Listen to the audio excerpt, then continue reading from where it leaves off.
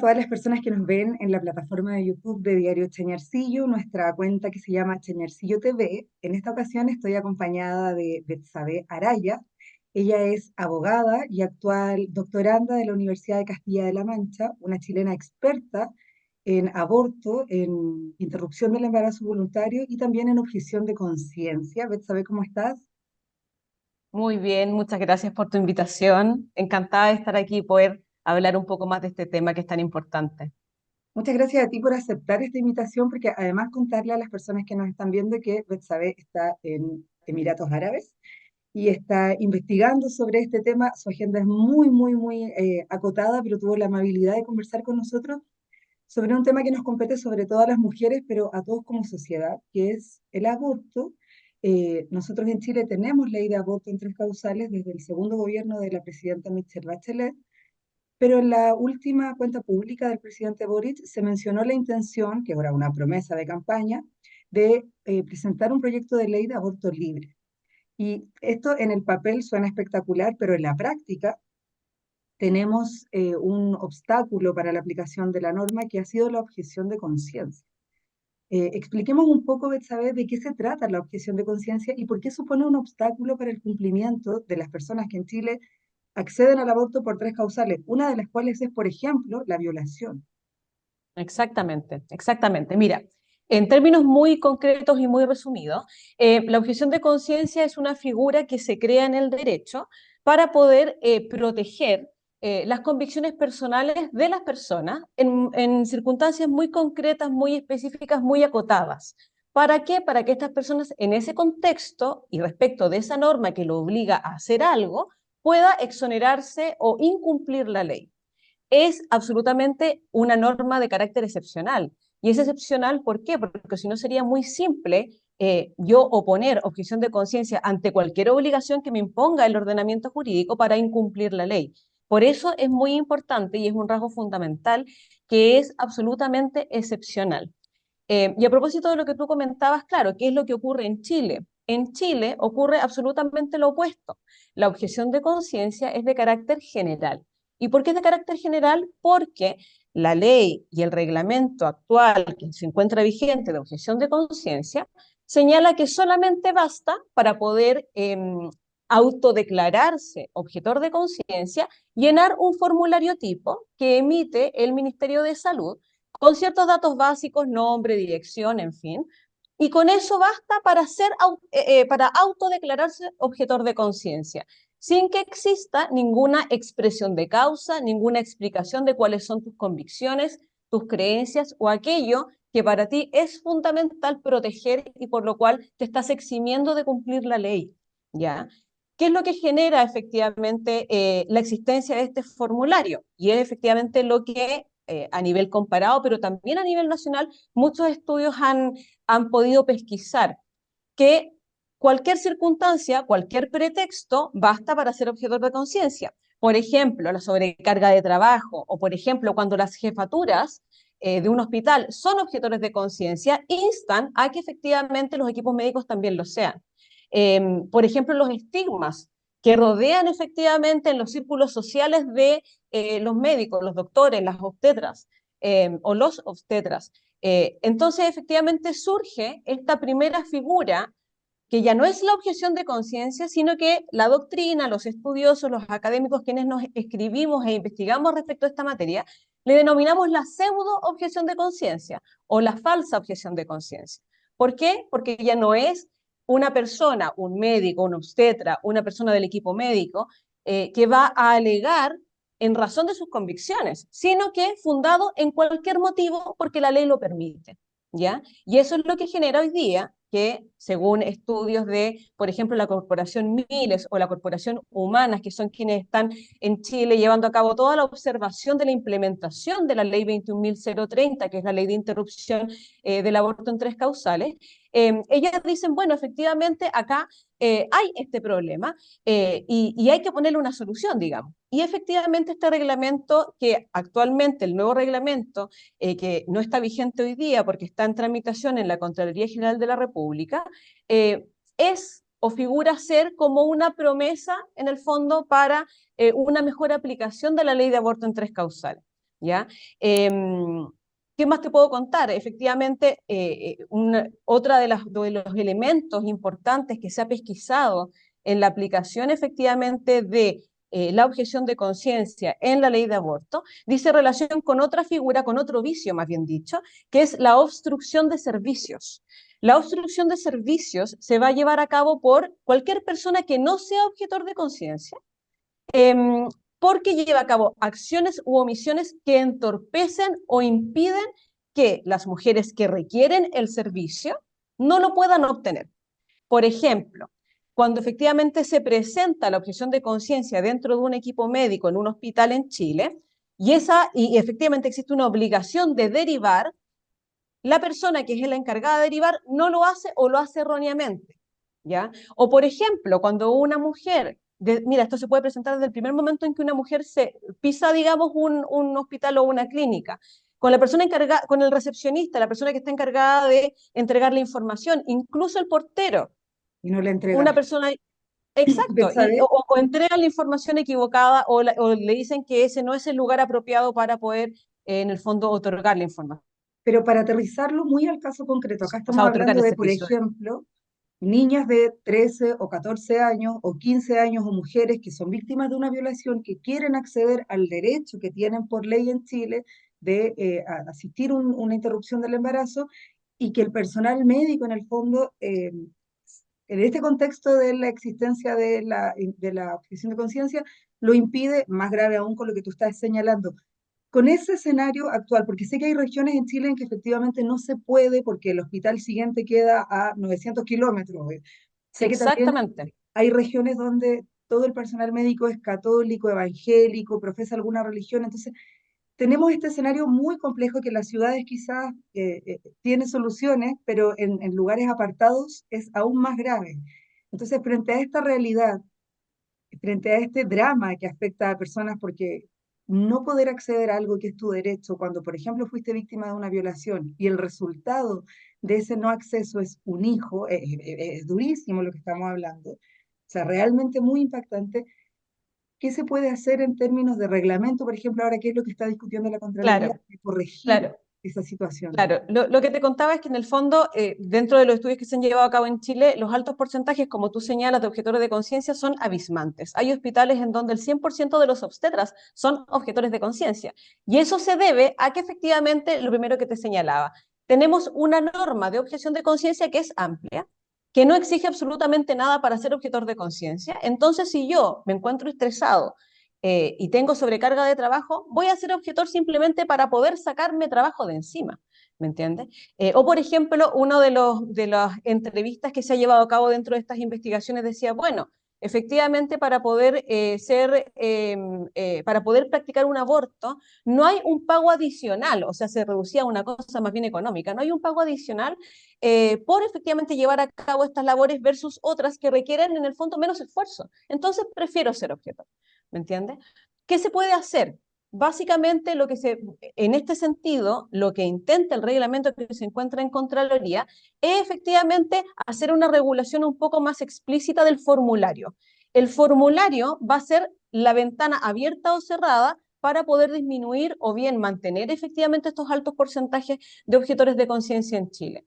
¿Ya? Y una de las cosas que señala el formulario, y quiero ser muy precisa para esto porque quiero leerlo precisamente porque no quiero ser muy precisa, dice que el formulario debe contener una declaración escrita que indique que se objeta por motivos religiosos y de conciencia.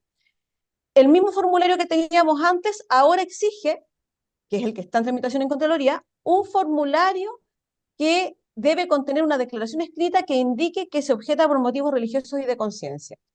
Pero el problema que tiene efectivamente esto es que sigue sin explicarse cuáles son esas convicciones y creencias. Yo puedo decir efectivamente en una declaración, estoy objetando por motivos de conciencia y religiosos, pero no digo cuáles son esos motivos. Entonces, aquello que podría haber sido una salvaguarda en el fondo para poder disminuir estos altos porcentajes de objetores de conciencia en Chile, fue una oportunidad perdida según mi punto de vista. ¿Ya? Este es uno de los principales problemas que existe en Chile en relación con los altos porcentajes. Tengo dos preguntas que se me vienen a la cabeza. La primera tiene relación con tiene sentido que en un hospital público con recursos de todos los chilenos, los funcionarios sean en la totalidad contratados objetores de conciencia. O sea, podría ponerse en la contratación un filtro respecto de tengo que tener un 50% objetor de conciencia, un 50% no, y además tengo que salvaguardar que en cada turno exista el personal suficiente, voy a decir ginecólogo, arsenalero, etcétera, para poder efectuar un procedimiento de aborto. O sea, tengo que como hospital garantizar que se pueda aplicar la ley vigente, porque es ley vigente en Chile. Esa es una primera pregunta. La segunda pregunta que te quiero hacer es respecto de la ponderación. Yo sé que en el derecho constitucional, sobre todo, se aplica mucho ponderar, ¿cierto? Mm, Cuando entran en conflicto derechos fundamentales. Y en este caso te digo, Betsabe, ¿es posible ponderar el derecho del objetor de conciencia como prestador de un servicio versus el derecho de la persona que ha sido víctima o que está en una situación de víctima, fuera por cualquiera de las tres causales? Las tres son muy duras.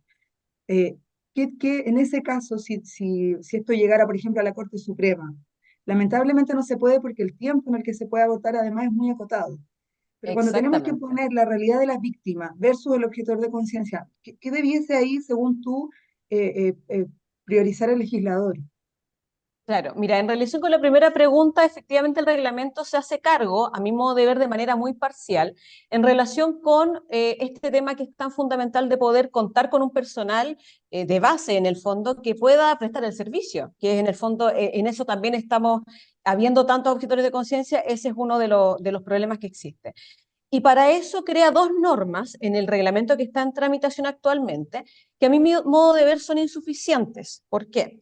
La primera de ellas lo que dice es que el uso de la base de información de objetores de conciencia puede ser usada para favorecer la presencia de personal no objetor, ¿ya? Y efectivamente ya un poco podemos desentrañar un poco en el fondo cuál es el problema de esto. El problema es que esa norma tiene muy buenas intenciones, pero tiene mala técnica reglamentaria porque como contrapartida no se establece ningún mecanismo para que efectivamente estas personas, las personas que no son objetores de conciencia, no se sobrecarguen de trabajo versus los que sí lo son. Es decir, efectivamente vamos a tener colegas que no son objetores de conciencia que van a asumir doble tarea, ¿ya? De manera que efectivamente lo que yo recomiendo en ese sentido es plasmar la misma norma, pero efectivamente alguna norma que permita que aquellos que no son objetores de conciencia no puedan verse sobrecargados de trabajo. Fíjate tú que a nivel comparado ocurre que la evidencia indica que efectivamente las personas que no son objetores de conciencia y que asumen doble tarea, a la larga, con normas amplias como la que tenemos en Chile, van a terminar siendo objetores de conciencia igual, precisamente porque sienten que existe un aprovechamiento del sistema respecto de ello. ¿Me entiendes?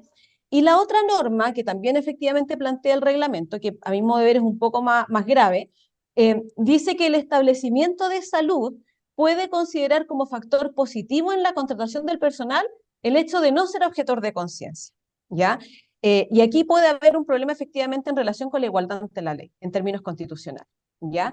Creo que efectivamente plantearla dentro de un contexto un poco más amplio, en donde en el marco de una elección de personal, en donde efectivamente exista una mayoría de objetores de conciencia, en donde tenga una finalidad de poder darle continuidad al servicio de interrupción voluntaria del embarazo y únicamente ante la igualdad efectivamente de condiciones de los postulantes se pueda considerar este elemento de no objetor para poder favorecer una contratación. Fíjate tú que efectivamente una norma similar que fue creada en Alemania a propósito de la equidad de género, también ha sido replicada en otros países precisamente en esa temática. Es importante que cuando existen, por ejemplo, géneros que están suprarrepresentados, exista una cierta equivalencia. Pero como no podemos poner el criterio como primario, tenemos que ponerlo dentro de un contexto más amplio, en donde efectivamente aseguremos una base de igualdad y luego pongamos este criterio para poder definir. ¿Me entiendes? Y eso es sumamente importante también. Luego Y te en pregunto relación con lo porque, segundo, sí, dime. antes de cerrar esta, en los lugares apartados, por ejemplo, ¿el reglamento considera el traslado? Si en un hospital base, no sé, en la octava región no hay acceso, son todos objetores de conciencia. ¿El reglamento de todas maneras contempla que esa persona pueda ser derivada a otro centro? Fíjate que hoy día una de las cosas positivas del reglamento es que se contempla una figura del gestor, ¿ya? Y esta persona que es gestora se encarga efectivamente de apoyar la labor de derivaciones, que antes no existía. Y me parece que efectivamente eso es un elemento rescatable del reglamento, pero efectivamente ponderando aquellos elementos en el cual no está tan fuerte y que básicamente con el reglamento que está en Contraloría ahora no se podrían disminuir los altos porcentajes, la labor del gestor también se vería, digamos, un poco entorpecida. Totalmente. Y ahora el segundo punto que yo te Sí, comentaba respecto de sí, ponderar en el fondo el derecho sí, del objetor de objetar y esta víctima que necesita ser sí. resguardada. Eso es muy difícil. Fíjate tú que a nivel comparado se han establecido básicamente unas tres teorías, bueno, desde la bioética, pero también efectivamente aplicables al derecho y también miradas por el derecho para poder construir doctrina respecto de esto, para poder en el fondo hacer investigación respecto de esto. Una es la teoría de la incompatibilidad. Se dice la objeción de conciencia es completamente incompatible con la labor médica. Por tanto, si un médico siente que sus convicciones le impiden poder desarrollar su labor médica, él debería simplemente dedicarse a otra labor, que no sea la medicina. ¿Ya? Luego tenemos la teoría que es más absolutista, que dice, bueno, la objeción de conciencia, y aquí efectivamente hay partidarios, sobre todo en España, de esta postura, la objeción de conciencia es sumamente importante porque tiene que ver con aquello que es lo más fundamental del sujeto, sin importar cuál es la labor que esta persona realiza, si es médico, si es abogado, no importa cuál es la labor que desempeña en la sociedad.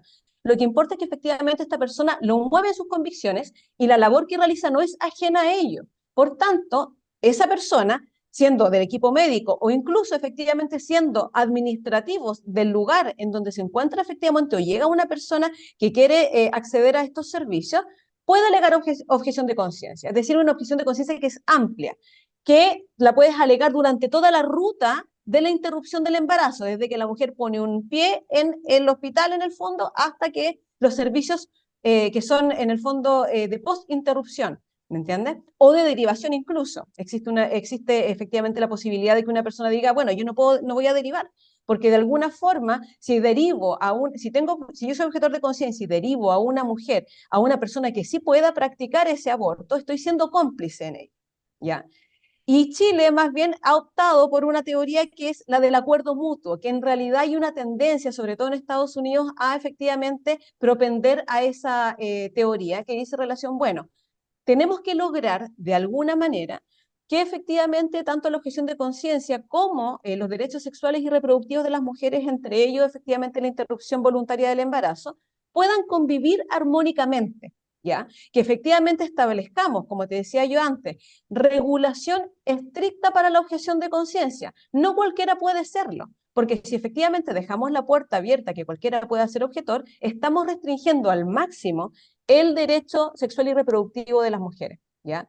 Pero efectivamente también no podemos desconocer que todas las personas tenemos convicciones, ¿ya? Algunas más fuertes. Para esos efectos también fíjate que efectivamente la Corte Constitucional colombiana ha sido muy clara en establecer incluso cuáles son los criterios objetivos para poder entender que existe realmente una convicción, ¿ya? Entonces esto es algo que ha llevado décadas hablándose, estudiándose, eh, y que efectivamente se puede avanzar respecto de ello. ¿Qué diría la Corte Suprema respecto de eso? Es un misterio. Efectivamente existen criterios de Depende de ponderación la sala. siempre, depende de la sala, depende del juez que corresponda, efectivamente, pero tendiendo efectivamente y resguardando debidamente tanto los derechos sexuales y reproductivos y dando también el espacio a la objeción de conciencia, debería tenderse a un equilibrio armónico de ambos institutos. Pueden convivir, dices tú, las dos en una sociedad más Yo creo que ordenada. sí, yo creo que Porque, sí. porque en este momento parece ser que la que está predominando es justamente la objeción de conciencia por sobre el derecho, ¿cierto?, que La tienen las falsa mujeres, objeción de conciencia. la La falsa falsa objeción. Claro, objeción. en Exacto, el fondo, y la obstrucción de servicios también. Y fíjate tú, a propósito de lo que decías antes, que lo encuentro muy interesante poder mencionarlo. En muchos hospitales del sur exigen para la causal violación a las personas que llegan efectivamente a requerir estos servicios una denuncia de la autoridad correspondiente. Y la ley no exige denuncia previa. No exige exacto. absolutamente nada. Y eso devela otro de los vicios de la aplicación de la ley 21.030, que falta información, capacitación y formación continua. Fíjate tú, no solamente de las personas que están, o del equipo médico que está directamente implicado en realizar una interrupción voluntaria del embarazo, también de los administrativos que circundan y que podrían ser obstructores, pero además de la sociedad en su conjunto. Muchas Es veces las súper mujeres no tienen complejo. claro cuáles son sus derechos sexuales y reproductivos. Y es súper complejo porque de hecho, una de lo que tú mencionas respecto de la denuncia, no se contempla en la ley justamente porque muchas veces los agresores, y esto lo podemos, es cosa de googlear cualquier noticia, están dentro del círculo familiar y más cercano Exactamente. de las niñas y por lo tanto las pone en riesgo.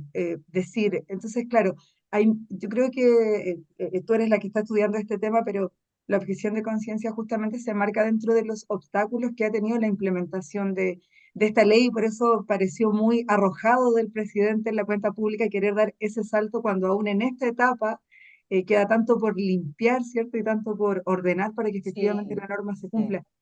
Tu propuesta, digamos, a este reglamento, el que está hoy día en Contraloría, sería justamente entonces a hacer más específico la objeción, la declaración, por ejemplo, alguien que profese una religión que lo demuestre, estoy diciendo cualquier cosa, pero a exigir un poco más que demostrar que soy efectivamente objetor de conciencia. Exacto, exigencias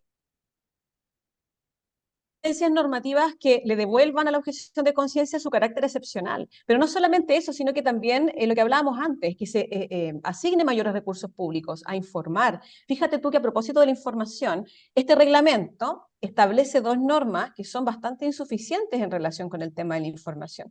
La primera de ellas dice que efectivamente todos los derechos que establece la ley tienen que estar visualmente, digamos, en un cartel, en un lugar visible de cada hospital o centro de salud.